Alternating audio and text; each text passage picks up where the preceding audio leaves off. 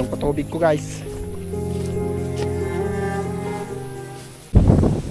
Guys, inis na tayo ng ating buwang kalat ni Bagyong Christine. Pati kuliglig guys, lumabas sa kanyang lungga.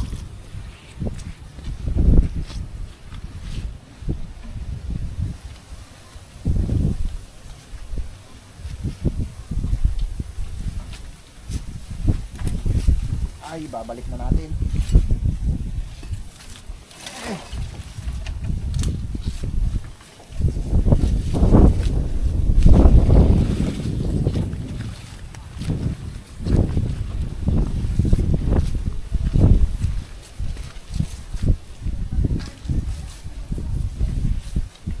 Mabigat guys, hawakan mo kanya.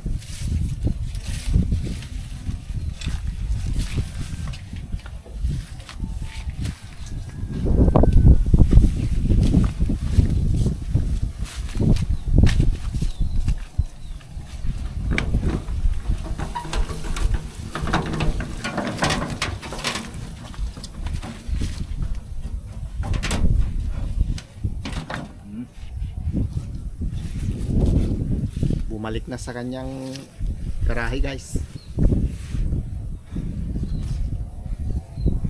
Inisip ko kasi kaya ako siya nilabas mawasak itong kubo guys, kaya nilabas ko yung kuliglig para hindi mabagsakan.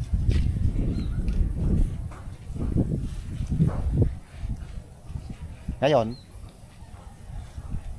medyo maganda-ganda na yung panahon. Balik ulit siya.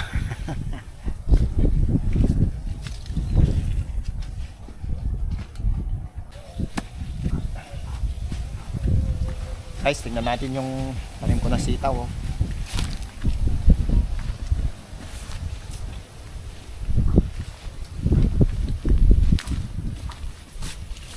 Yan siya guys. Nawas out guys.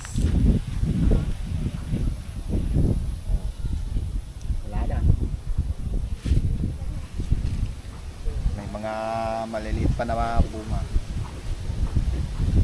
Kakasimula pa lang ito mamunga guys. Sayang. Pero ganyan talaga. Hindi natin maiiwasan yung ganitong sitwasyon guys. Kaya wala tayong magagawa.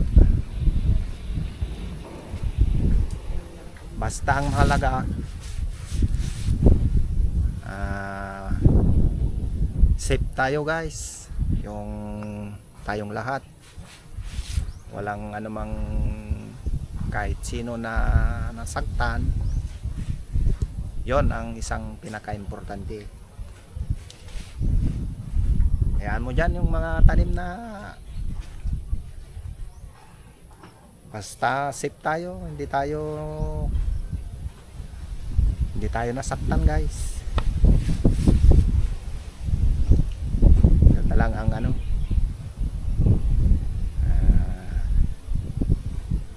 hinihiling natin, yung safe tayong lahat.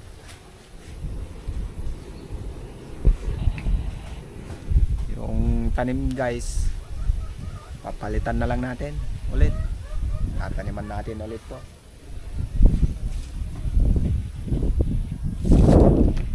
Pero baka may mga makasurvive pa rin. Doon o.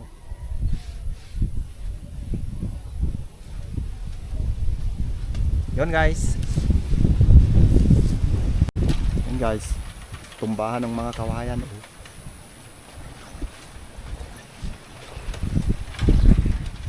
Oh, ganyan katindi ang iniwang pinsala ni Bagyong Christine dito sa amin guys. Grabe. Ang bagsik talaga ni Christine.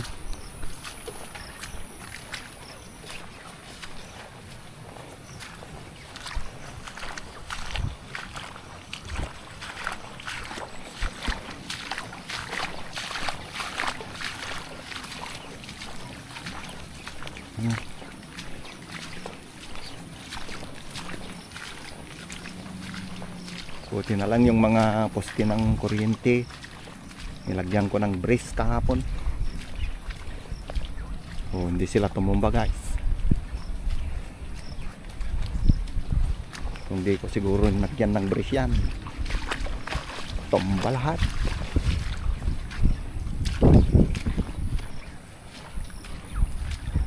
Oh, yan.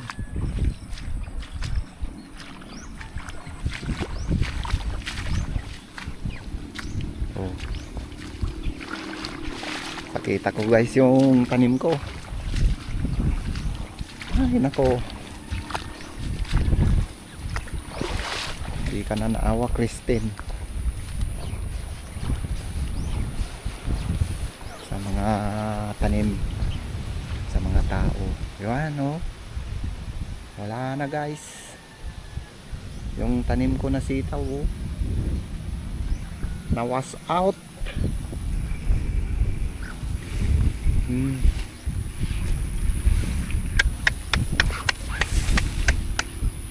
Wala na.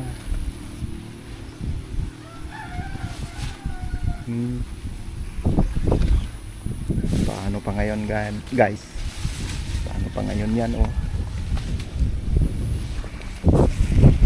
Wala na.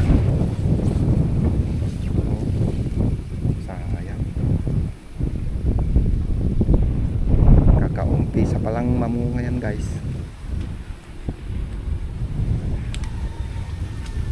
Oh. Anong nangyari?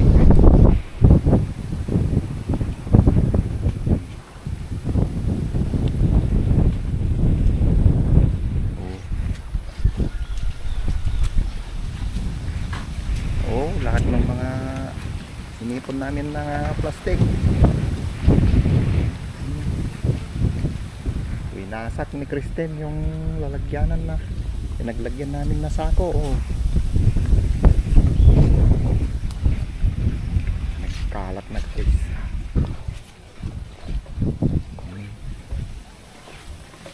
Tapos ito yung garahe ng kuliglig ko oh. Tinanggalan ng bubong. Grabe ka Christine.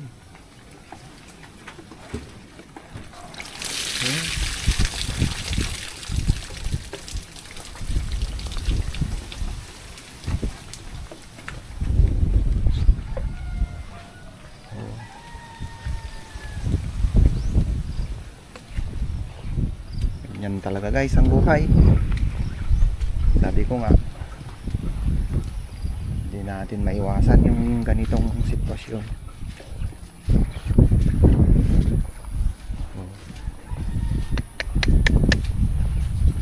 Grabe.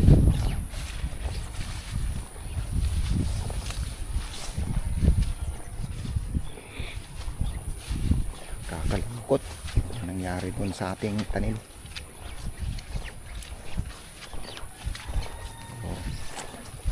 Wala tayong magagawa.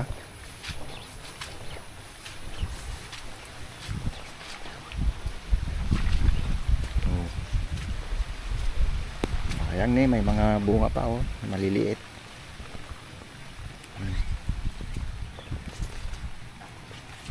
Wala na. Oh. Pati mga puno ng saging na buwal.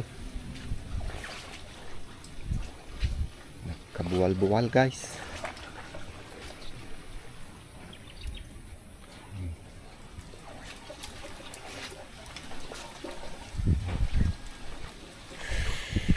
Ay nako. Kumustahin natin yung ating mga alaga. Mga alaga, kumusta kayo dyan? Uy, medyo sit naman sila mga guys.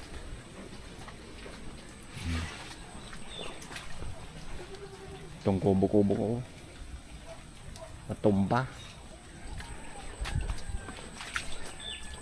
Tapos itong mga saging. Oh, buti na lang nakasurvive itong mga saging. Hindi sila nawasak, hindi sila naputol. May bunga pa naman sila. Yan o, may puso. Grabe guys.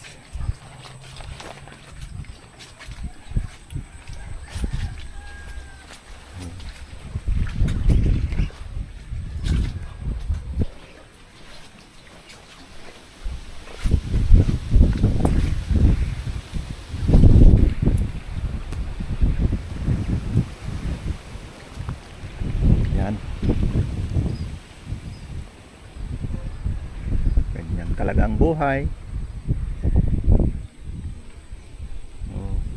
Oh, ang doon, baha doon.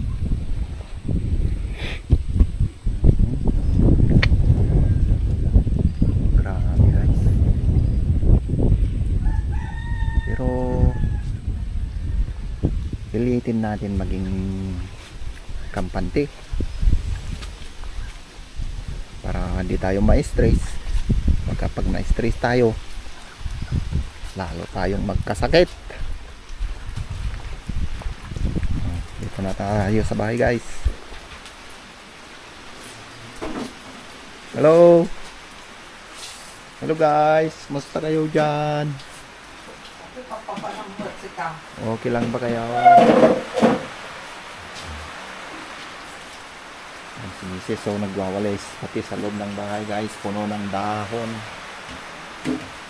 ng madre cacao.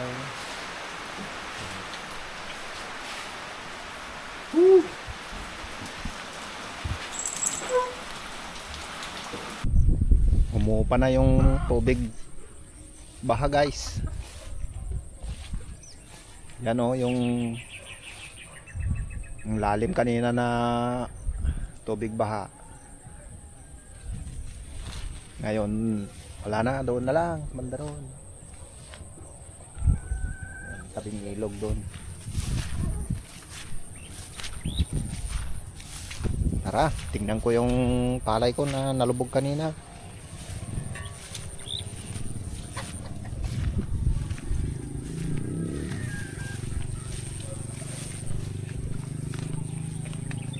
I-check ko guys kung anong itsura niya ngayon.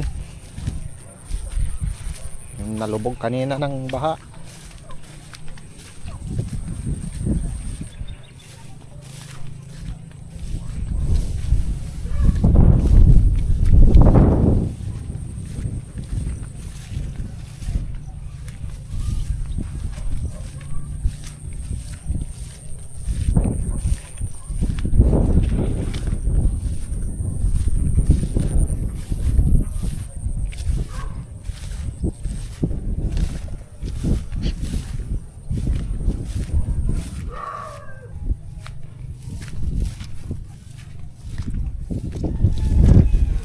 Na guys,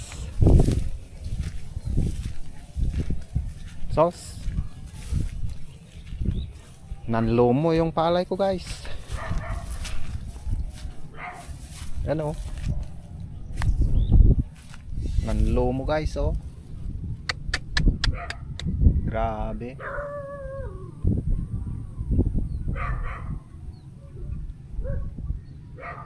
isang buong magdamag at kalahating araw lumubog guys. O nanlomo siya, nanlambot guys.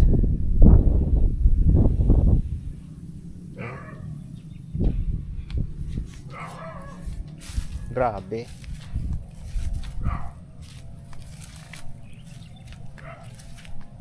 Oh, yan oh.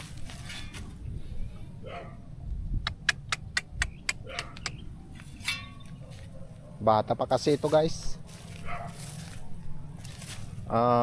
Wala pa yung isang buwan. Hindi, mag-iisang buwan yata ngayon ah. Ano na bang petsa ngayon? September 25 noon eh, nung sinabog ko ito. Yung dinirect seeding ko. September 25. Tapos isang linggo pa lang guys ang nakaraan. Nung nakaraang Huwebes, sinabugan ko siya ng abono. Oh. Kahapon, Huwebes kahapon, isang linggo lang na nasabugan ng abono. Grabe guys.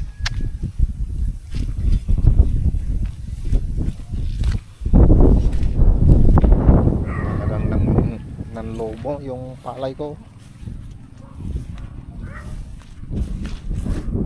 Oh.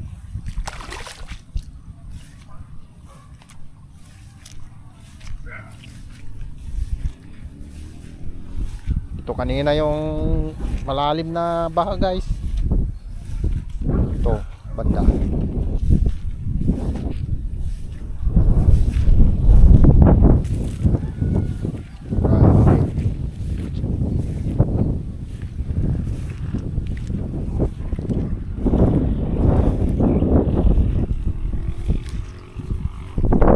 Talagang nanlumo yung palay.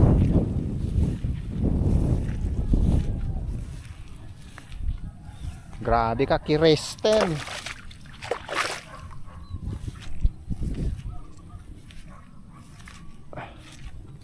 Oh. Ay, buhay.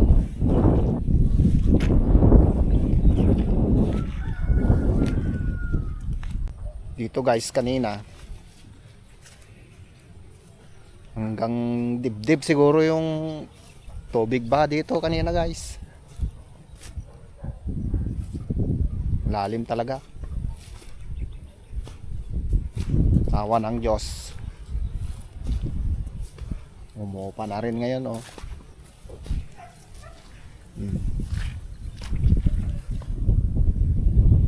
Tulong.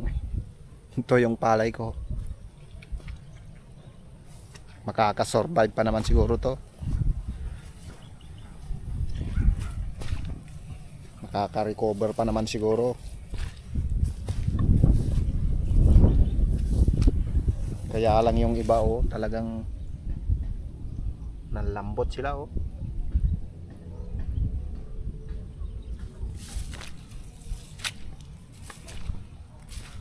Dumapa. Yung iba dumapa.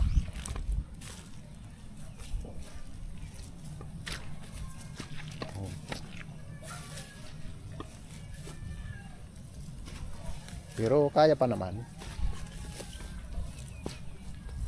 Oh, yan guys.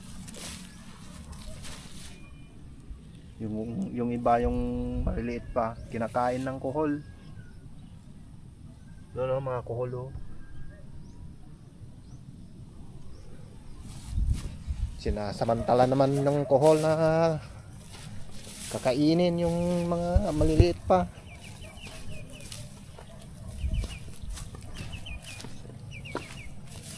Kagaya niyan oh. Oh. Nilalambitinan ng kuhol.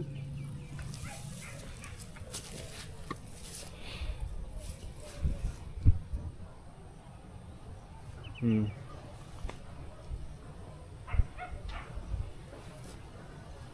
guys. Talagang mabagsik si Bagyong Christine dito sa amin guys. Akalain mo yun guys. Dalawang araw, dalawang gabi dito na nanalasa si Bagyong Christine. Grabe ang tagal. Kagabi, yun yung pinakamalakas talaga ng bugso ng hangin niya. Talagang dinig na dinig mo, parang umuugong talaga yung hangin. Sobrang lakas. Gusto ko man mag-video kagabi guys. Sa sobrang takot ko, hindi ako naka-video. Talagang nanginginig ako sa nervyos. Oh. Yan guys, yung second crop ko. Pero yung banda doon, yung mas mahaba doon, no. Doon banda doon. Hindi sa akin 'yon. Itong area na lang ito. Itong area na lang, ito lang ang akin. So. Tapos ito yung pinag-anihan na namunga ulit guys. May bunga ulit siya. Grabe, ang ganda. Kaya lang nalubog din sa baha kanina. Ito guys yung sapa na pinagkukuhaan ko ng tubig. Pag nagpapatubig ako sa aking second crop, dito ako kumukuha ng tubig sa sapa na ito. Tapos dito ko nilalagay yung aking water pump. Ito, buti na lang nung Martes inalis ko na dito yung water pump ko, kasi parating nga yung bagyo. Sabi ko baka malakas yung dala niyang ulan, abutin ng tubig baha dito. Kaya nung Martes pa lang inalis ko na dito yung patubig ko, nilagay ko na doon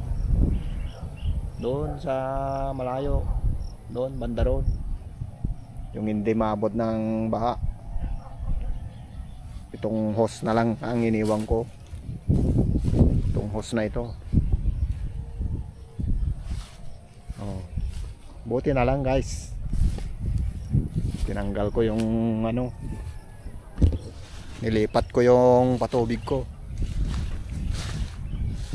Kung hindi, sigurado lubog yun. Grabe.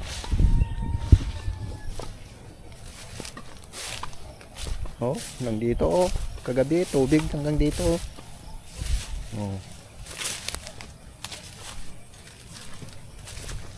Yan mga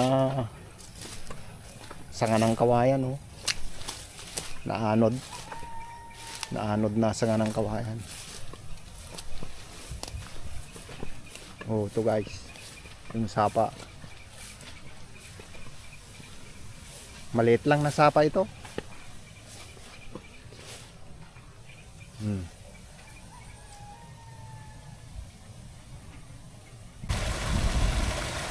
Yan guys yung pinakalagusan niya.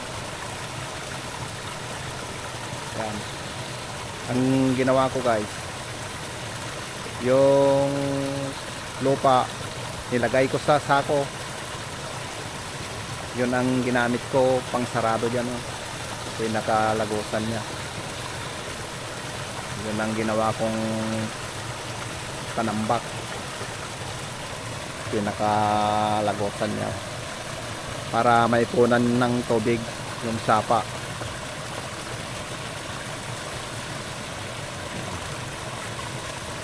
naanod yung ibang sako na nalagay ko guys. Yung sako na may lupa naanod. Kunti lang yung naiwan oh. Bukas tatambakan ko ulit para madagdagan yung naipon na tubig. Baka sakali magkasya doon sa second crop ko yung naipon na tubig, yun ang gagamitin ko pang patubig doon sa second crop ko. Tignan ko guys yung patubig ni Kagawad.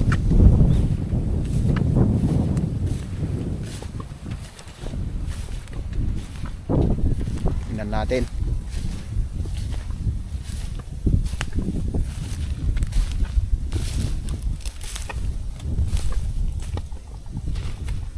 Yan pa oh.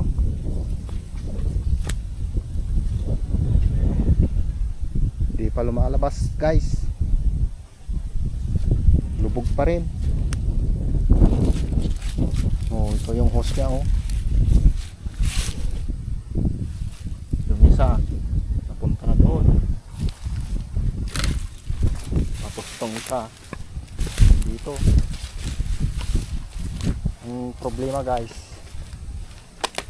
yung makina nalubog sa baha. Oh, yan oh.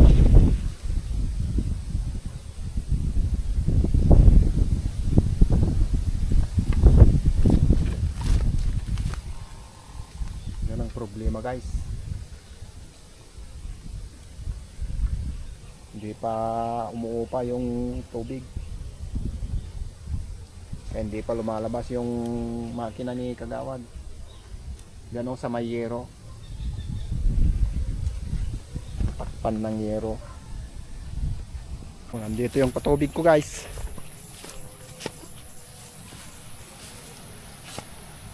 Dito namin dinala kagabi.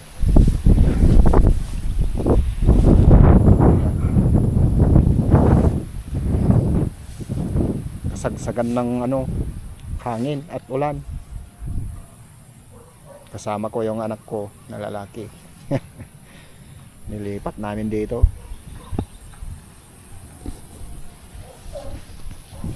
Kasi sabi ko baka abutin ng ulan doon, ay abutin ng tubig baha. Nilipat namin dyan.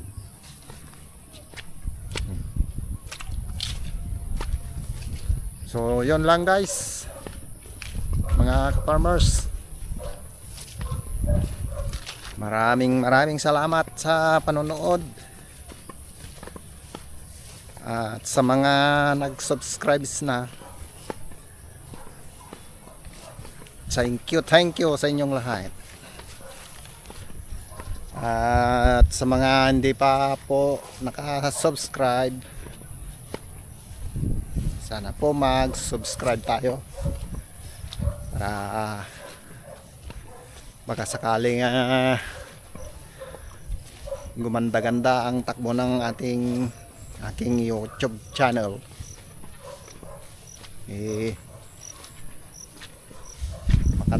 Makatulong din tayo sa mga kagaya natin na mahirap na magsasaka. So, yun. Hanggang sa muli guys. Thank you.